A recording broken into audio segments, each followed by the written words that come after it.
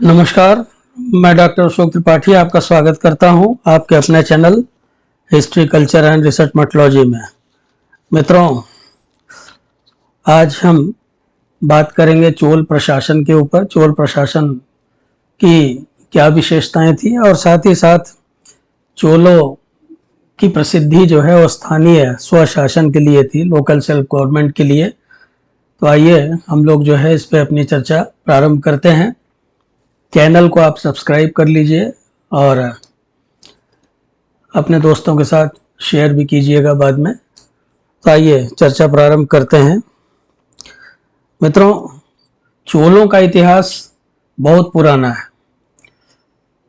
आप देखेंगे तो कभी संगम काल में ईस्वी सन के पहले भी या ईस्वी सन की प्रारंभिक शताब्दियों में भी चोल, चेर और पांड्य राज्य थे। बाद में कुछ समय के लिए फिर ये विलुप्त से हो गए थे, लेकिन बाद में फिर 10वीं शताब्दी के आसपास जो है इनका फिर से उत्थान हुआ। और इनका जो पहला महत्वपूर्ण शासक था वो था राजराज प्रथम, जो कि 985 ईस्वी से 1014 ईस्वी तक उसने शासन किया था और बहुत ही महत्वपूर्ण शासक था ये। और इसके बाद जो दूसरा महत्वपूर्ण शासक हुआ इनका वो राजेंद्र चोल था। राजेंद्र प्रथम बोलते हैं इसको, जो कि 1014 ईस्वी से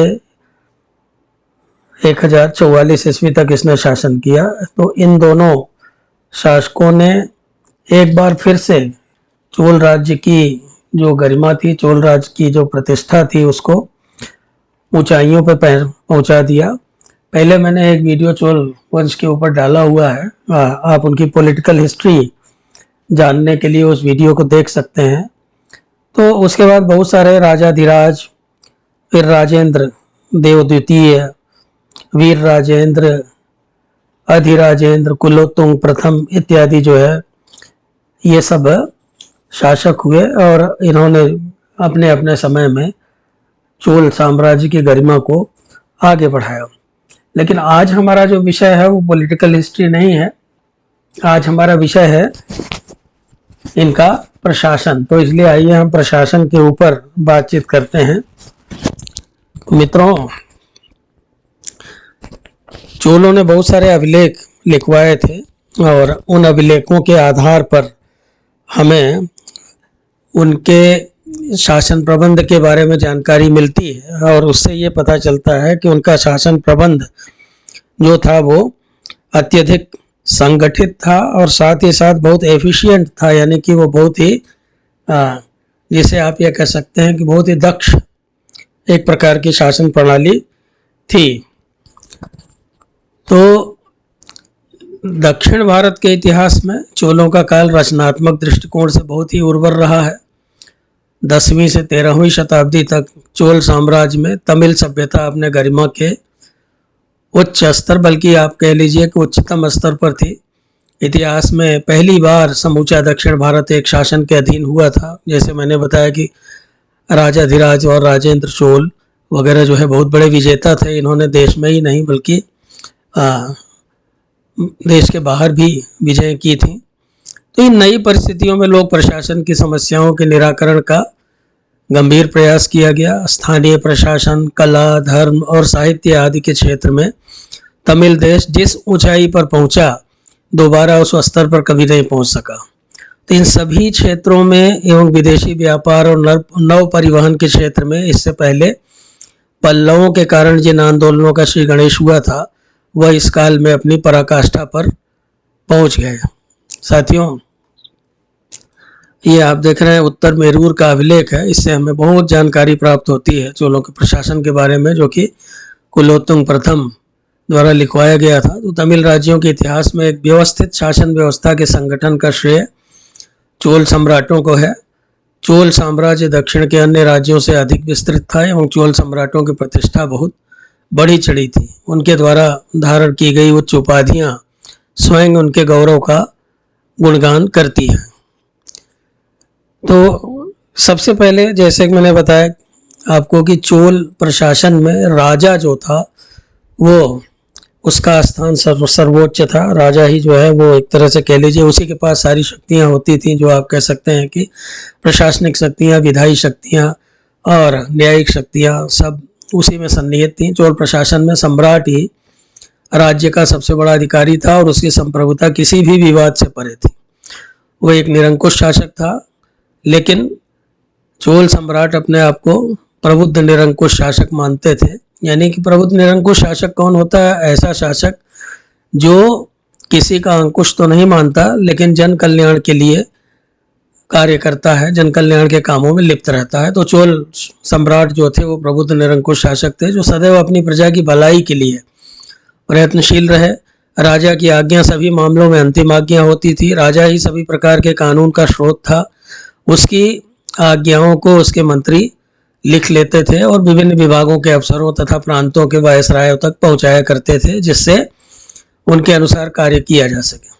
चोल शासक ही सर्वोच्च अपीलीय न्यायालय हुआ करते थे और मृत्युदंड की सजा राजा से सलाह करके ही दी जाती थी। यद्यपि निचली अदालतें भी होती थी, ग्राम सभाओं में भी फैसले किए जाते थे, लेकिन गंभीर मामले जो है, जैसे देशद्रोह का मामला हुआ या मृत्युदंड का मामला हुआ, तो उसमें जो सजा है वो राजा देता था। न्याय प्रणाली इनकी कठोर थी, जिसकी चर्चा हम आगे करेंगे। वंशानुगत उत्तराधिकार का नियम था चोल साम्राज्य में, और कोई भी जो शासक होता था उसका प्रायः जो बड़ा पुत्र होता था वही उत्तराधिकारी होता था। उसको पहले ही युवराज नियुक्त कर दिया जाता था। चोल प्रशासन में उत्तराधिकार का नियम वंशानुगत एवं युवराज की घोषणा करने की भी प्रथा थी। इस प्रथा से उत्तराधिकार के युद्ध अथवा विद्रोह आदि का खतरा नहीं रहता था। युवराज दूर दराज के अभियानों पर जाते थे और कभी कभी राजा के बाहर रहने पर राज्य कार्य भी संभालते थे। यानी दूसरे शब्दों में आप यह कह सकते हैं कि उनको उचित प्रशिक्षण मिल जाता था।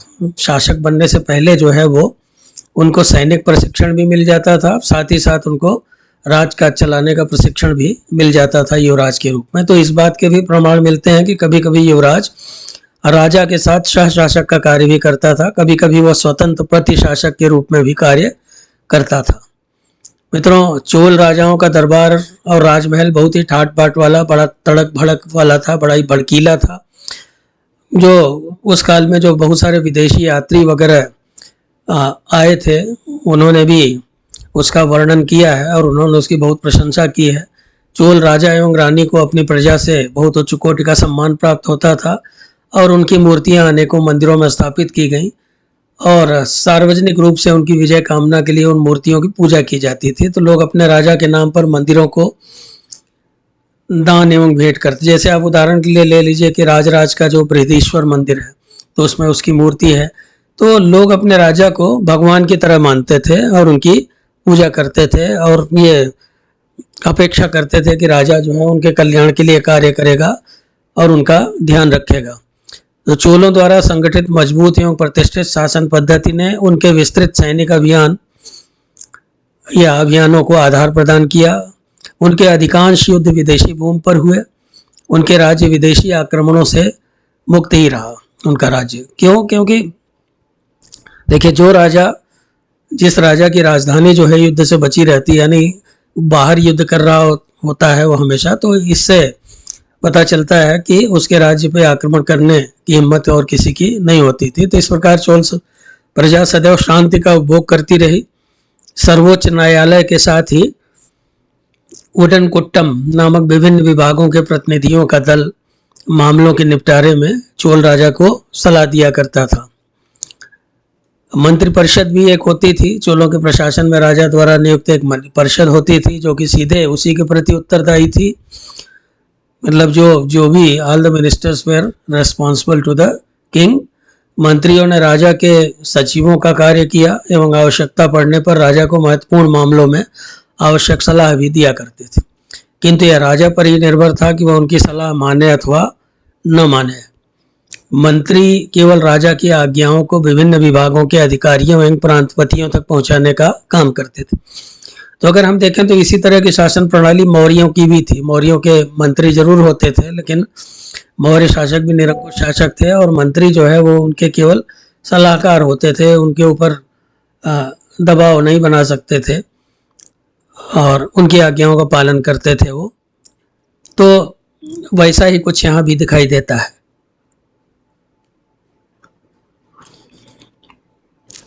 ब्यूरोक्रेसी या नौकरशाही ये बहुत ही महत्वपूर्ण होती है राज्य कार्य चलाने में। तो मंत्री परिषद के साथ ही राजा की सहायता के लिए केंद्र में एक नौकरशाही थी। बड़े अधिकारी पेरुंदनम और छोटे अधिकारी सेरुंदनम अथवा सिरुतारम कहकर पुकारे जाते थे। इन अधिकारियों को प्रायः उनके अनुकूल भूमि अनुदान इत्यादि देकर के पुरस्कृत किया जाता था।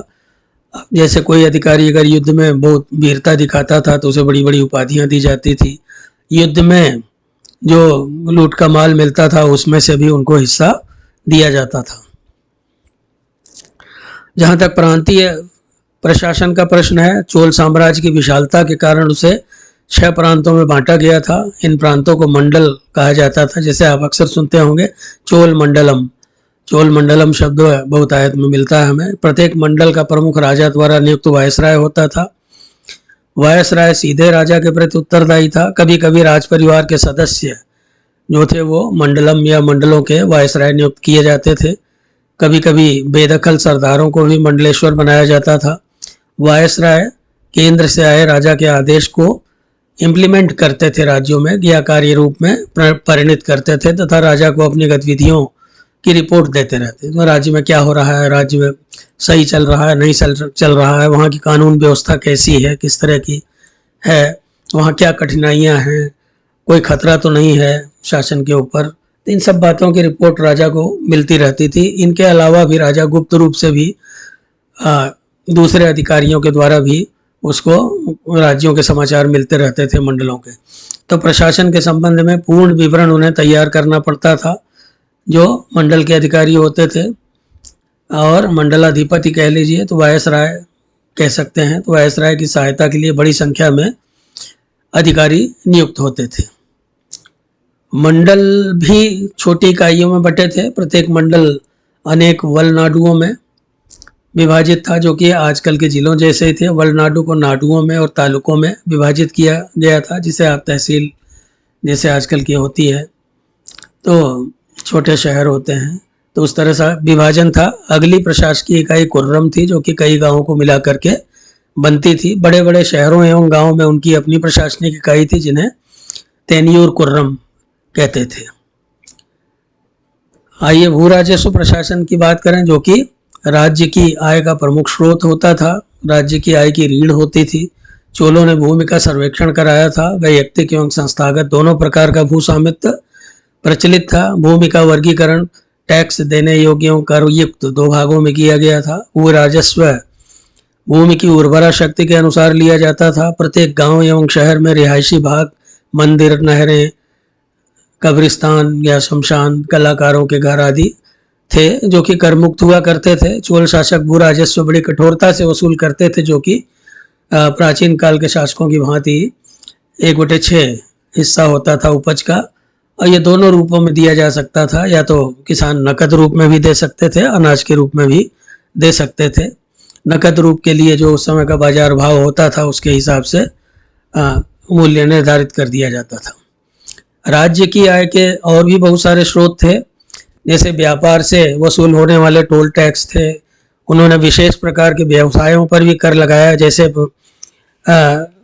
बहुत सारे कर लगते थे। अब जैसे मान लीजिए कि सोने चांदी का काम है तो सोने चांदी का काम करने वाले सोनार हैं उनके ऊपर टैक्स लगता था। दूसरे तरह तरह के जो जैसे प्राचीन काल में उत्तर भारत में श्रेणियां होती थी, गिल्ड्स होती थी, तो इसी तरह से यहाँ बहुत सारे तरह तरह के व्यवसाय करने वाले लोग जैसे गोल्ड स्मिथ्स थे जिन्हें टट्टार पट्टम कहते थे। इसी तरह से ऑयल मिल्स होती थी जिसे सेक्करई बोलते थे। इसी तरह से और भी नमक था जिसे उपयम कहा जाता था।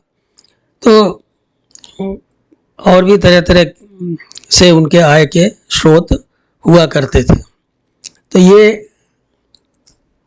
कभी कभी भू राजस्व में छूट भी दी जाती थी। जैसे मान लीजिए कभी बाढ़ आ गया या कभी जो है सूखा पड़ गया, कभी महामारी वगैरह कोई आ गई, इस तरह से जो है तो Sometimes remissions were granted in case of floods or famine or any other natural calamity.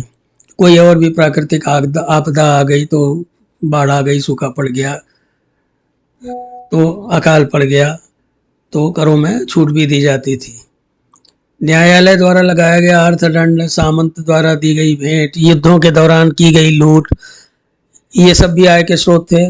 वनों से भी काफ़ी आमदनी होती थी, इसलिए वनों का संरक्षण भी सावधानी पूर्वक किया जाता था, जिससे राज्य को काफ़ी आय होती थी। बहुत सारे विदेशी यात्रियों ने दक्षिण भारत को काफ़ी हरा भरा और उनके वनों की बड़ी तारीफ की है, पेड़ पौधों की। चोल प्रशासकों ने अपनी आय का अधिकांश भाग पब्लिक वेलफेयर में, जन कल्याण में खर्च किया, जैसे सड़कें बनाने में, पुलों के निर्माण में, सिंचाई परियोजनाओं में और अन्य जन कल्याण के कार्यों पर खर्च किए।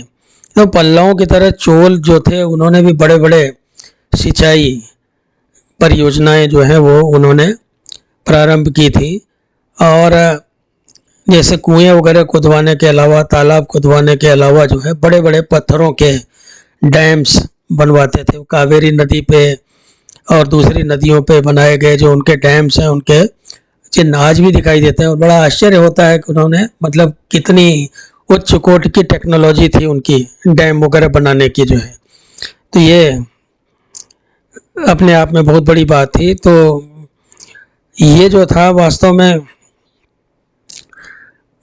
ये आप कह सकते हैं कि डैम्स वगैरह का जो निर्माण था, तो this was one of the most remarkable achievements belongs to the Cholas. तो इस तरह से जन कल्याण के कार्यों पे वो धन खर्च करते थे। न्याय की बात करें, न्याय प्रशासन भी उनका जो है वो बहुत उच्च कोटि का था मित्रों, और चोल राज्य में अपराधी को दंड देने का हर संभव प्रयास किया जाता, लेकिन साथ ही साथ ये भी है कि अपराधी को मौका दिया जाता था कि वो अपने आप को निर्दोष सिद्ध करें। अनेक राजकीय न्यायालयों की स्थापना की गई थी। प्रत्यक्षदर्शी गवाहों एवं प्रमाणों के आधार पर अपराध की पुष्टि की जाती थी। दूसरे शब्दों में हम ये कह लें कि भाई साक्ष्य आवश्यकता, अपराध सिद्ध करने के लिए साक्ष्य, अगर पर्याप्त साक्ष्य नहीं होता था तो अपराधी नहीं माना जाता था। देशद्रोह के मामले या मृत्युदंड के मामले वगैरह जो है वो सब राजा स्वयं देता था। मृत्युदंड प्रायः तभी दिया जाता था जब अपराध जो है वो बहुत ही घृणास्पद किस्म का अपराध हो, मतलब इस तरह का अपराध हो जो अक्षम्य अपराध हो, जिसे क्षमा न किया जा सके। सर काट लेने एवं हाथियों से कुचलवाने की प्रथा थी। तो इस प्रकार से हम कह सकते हैं कि चोलों की जो न्याय व्यवस्था थी वो अत्यधिक कठोर थी। मित्रों, सैन्य प्रशासन की हम बात करें तो देखिए सबसे बड़ी बात ये थी, जो चोल थे, चोल इतने सफल शासक क्यों हुए? इतने सफल वो इसीलिए हुए क्योंकि जो उनकी आर्मी थी, उनकी जो सेना थी वो बहुत ही शक्तिशाली थी। यही कारण था कि वो देश विदेश में विजय कर सके। तो अपने विशाल साम्राज्य की सुरक्षा है तो चोलों ने एक विशाल, सुशिक्षित, सुसंगठित और अनुशासित सेना भी रखी थी। क्योंकि देखिए सेना जो है वो जितनी अच्छी ट्रेंड होगी, जितनी वेल ऑर्गेनाइज्ड होगी और जितनी डिसिप्लिन्ड होगी, वो उतने ही अच्छे परिणाम देगी युद्ध के समय। तो चोलों ने उनको सुशिक्षित किया था, सुसंगठित किया था, अनुशासित भी किया था और ट्रेंड किया था, प्रशिक्षित किया था। कुछ प्रमाणों के अनुसार उनकी सेना में 70 रेजिमेंट थे। सेना में 60,000 अश्वारोही, 15,000 पैदल सैनिक थे। उनके घुड़सवार सेना को बहुत ही अच्छे किस्म के घोड़े प्राप्त थे। उनकी सेना में तीरंदाज एवं जंगली सैनिक भी थे जो कि प्राय युद्ध के समय शामिल किए जाते थे। राजा के अंगरक्षक व लिक्कर भी सेना का एक हिस्सा थे जो प्राण देकर भी राजा की रक्षा के लिए तत्पर रहते थे। सेना का नेतृत्व सेनापति अथवा महादंड नायक करता था, जिसकी सहायता नायक आदि करते थे, किंतु साधारणतया सभी सेना का राजा ही कमांडर इन चीफ होता था, यानी राजा ही सेना का सर्वोच्च अधिकारी होता था। कभी कभी राज परिवार के राजकुमार भी सेना का नेतृत्व करते थे, जिससे कि उनको सैनिक प्रशिक्षण मिल सके।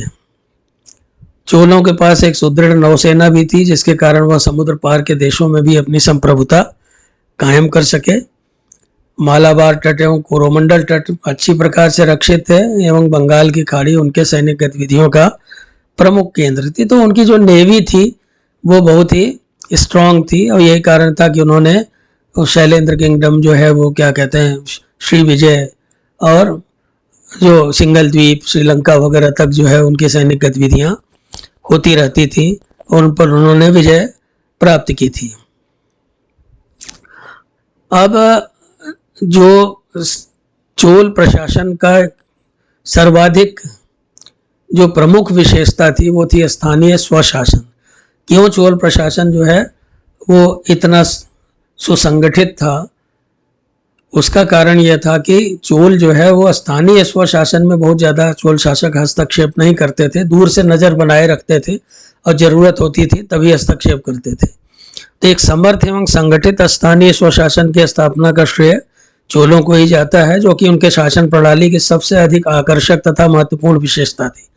प्रत्येक गांव अपनी अर्थव्यवस्था एवं प्रशासन के संबंध में मुक्त था, यानी स्वतंत्र था। प्रत्येक मामलों में मूलभूत प्रशासन ग्राम प्रशासन के अधिकारियों द्वारा चलाया जाता था। कुर्रम अथवा ग्रामीण संघ बड़ी दक्षता से कार्य करते थे, जिसके कारण ही चोल शासक दूर दूर तक विजय अभियान कर सके। उत्तर मारूर के अभिलेख में गांव के संविधान के विषय में कुछ विस्तार से वर्णन किया गया है। प्रारंभ में मैंने एक स्लाइड में उस अभिलेख का चित्र दिया है। उन वर्णनों के अनुसार गांव में एक महासभा अथवा असेंबली हुआ करती थी, जिसके सदस्य गांव के बड़े बुजुर्ग होते थे। अब महासभा के कार्यों पे बात करें मित्रों, महासभा के प्रतिनिधियों की नियुक्ति चुनाव पर आधारित थी, यानी कि ऐसा नहीं था कि किसी को भी नियुक्त कर दिया, और यह चुनाव भी गुप्त मतों के आधार पर होता था। इन संगठनों के प्रशासन में राजा के हस्तक्षेप का भी उल्लेख है, किंतु राजा की आज्ञा का क्रियान्वयन तभी किया जाता था जब महासभा एक मत से उसे स्वीकार कर लेती, यानी विवाद की स्थिति में ही राजा हस्तक्षेप करता था। कुर्रम की सारी जमीन एवं गांव पूर्णतया महासभा के कार्य क्षेत्र के अंतर्गत होते थे। महासभा अनेक समितियों अथवा वरियामों में विभाजित थी, जिसके सदस्यों को वरिया पेरू मक्काल कहा जाता था तमिल में। कुछ समितियां वार्षिक निरीक्षण का काम करती थी, कुछ बगीचों का निरीक्षण करती थी, कुछ तालाबों का निरीक्षण करती थी, कुछ खेतों वगैरह की देखभाल करती थी, कुछ जो है वो रक्षा समितियां थी जो सुरक्षा व्यवस्था की देखभाल करती थी। इसे आप सुरक्षा पढ़िएगा, ये थोड़ा टाइपिंग में मिस्टेक है यहाँ। कुछ समितियां न्याय का कार्य करती थी। कहने का तात्पर्य यह है कि प्रत्येक कार्य के लिए एक समिति थी और यह समितियां अपने अपने दायित्व का पालन करती थी और सौंपे गए कार्यों की देखभाल करती थी। करों को ग्राम सभाओं द्वारा इकट्ठा किया जाता था। ग्रामों में एक ग्राम सभा कोष होता था जो ट्रेजर विलेज ट्रेजरी आप कह सकते हैं होती थी, जहां सारे कर को जमा कर दिया जाता था। आवश्यक कार्यों में उन करों से प्राप्त राशि को खर्च किया जाता था, जैसे जन कल्याण के कार्य, मंदिर वगैरह में खर्च होता था, स्कूलों में खर्च होता था, अस्पतालों की मरम्मत में खर्च होता था, औषधालय जिसे आप कह सकते हैं। इन सब कामों में धन खर्च किया जाता था। सिंचाई वगैरह के लिए नहरें बनाने, तालाब वगैरह बनाने में खर्च किया जाता था, सड़कें बनाने में। तो ये सब जन कल्याण के कार्य थे। शेष धन को राजकीय कोष में जमा कर दिया जाता था और इन खर्चों का उचित हिसाब रखा जाता था, जिसकी सामयिक एवं वार्षिक जांच भी होती थी। न्याय का कार्य भी उसके लिए नियुक्त समिति के माध्यम से हो जाता था। केवल मृत्यु दंड के मुकदमे ही राजा की अदालत में जाते थे। प्रत्येक कुर्रम में शांति व्यवस्था बनाए रखना ग्राम सभाओं का ही काम था। ग्राम सभा की बैठक प्रायः किसी मंदिर अथवा विशाल वृक्ष के नीचे हुआ करती थी। राज कर्मचारी इन संस्थानों पर निगाह रखते थे, जिससे ये सुचारू रूप से अपना काम करते रहें, लेकिन वह हस्तक्षेप नहीं करते थे जब तक आवश्यकता न हो, दूर से ही देखते थे। चुनाव प्रणाली कैसी थी उस पर भी बात कर लेते हैं। महासभा के प्रतिनिधियों के चुनाव के लिए विस्तृत नियम थे। ग्राम सभा कई भागों में विभाजित था, जिसे वैरियाम कहते थे। ऐसा प्रतीत होता है कि उत्तर मल्लूर या उत्तर मारूर संघ में 12 पुर या हेमलेट थे और 30 वार्डों में बटा था। प्रत्येक वार्ड के लोगों को एक जगह इकट्ठा होकर कुटबोले में भाग लेने वाले व्यक्तियों को चुनना पड़ता था। चुनाव में भाग लेने वाले प्रतिनिधियों की योग्यता भी निश्चित थी, जैसे कि उसे एक निश्चित भूमि जिस पर वो कर देता है यानी टैक्सेबल लैंड का उसे स्वामी होना चाहिए, उसका अपना मकान होना चाहिए, उसे 70 वर्ष से कम और 35 वर्ष से अधिक आयु का होना चाहिए, उसे मंत्र ब्राह्मण वेद उपनिषद इत्यादि का ज्ञान होना चाहिए, वेदों ब्राह्मणों का ज्ञान होना चाहिए और दूसरों को भी उनकी शिक्षा उसे देनी चाहिए। तो कुछ अन्य योग्यताएं भी थी, जैसे प्रत्याशियों में सम्मान पाने योग्य गुण होने चाहिए, यानी कि लड़ने झगड़ने गाली गलौज करने वाला व्यक्ति नहीं होना चाहिए, सीधा साधा सच्चा व्यक्ति होना चाहिए, उन्हें ईमानदारी से धन कमाना चाहिए, चोरी चमारी भ्रष्टाचार वगैरह में उन्हें लिप्त नहीं होना चाहिए, उन्हें भ्रष्ट नहीं होना चाहिए। जो लोग भ्रष्ट थे एवं घृणास्पद अपराधों से जुड़े हुए थे उन्हें इन समितियों का सदस्य नहीं चुना जाता था। 5 विशेष प्रकार के अपराध करने वाले जो है समिति के सदस्य नहीं होते थे, जैसे चोरी, परगमन। परगमन का मतलब यह है कि जैसे मान लीजिए कोई नज़दीकी रिश्ते के साथ जो है वो गलत संबंध बनाता है तो वो परगमन हो गया। अगम्य आगमन भी जिसे आप कह सकते हैं। विभिन्न प्रकार के सामाजिक एवं धार्मिक अपराध हैं, दुस्साहसिकता वगैरह है, तो इन सब में देशद्रोह है जैसे, इन सब में लिप्त लोग जो है वो किसी समिति के सदस्य नहीं हो सकते थे। तो मित्रों, इस तरह से मैंने बहुत संक्षेप में आपको चोल प्रशासन की विशेषताओं के बारे में बताया, उनके स्थानीय स्वशासन के बारे में बताया। निश्चित रूप से मैं समझता हूँ वीडियो आपको पसंद आई होगी। बहुत सरल भाषा में आपके लिए कुछ नोट्स भी बनाए जिससे कि आप इसका उपयोग करके अपनी परीक्षाओं में लाभ उठा सकें। तो बहुत बहुत शुभकामनाएं आपको, बहुत बहुत धन्यवाद। फिर मिलते हैं जल्दी ही किसी नए वीडियो के साथ। तब तक आप चैनल को देखें और उसको सब्सक्राइब करें, अपने मित्रों के साथ शेयर करें। पुनः एक बार धन्यवाद।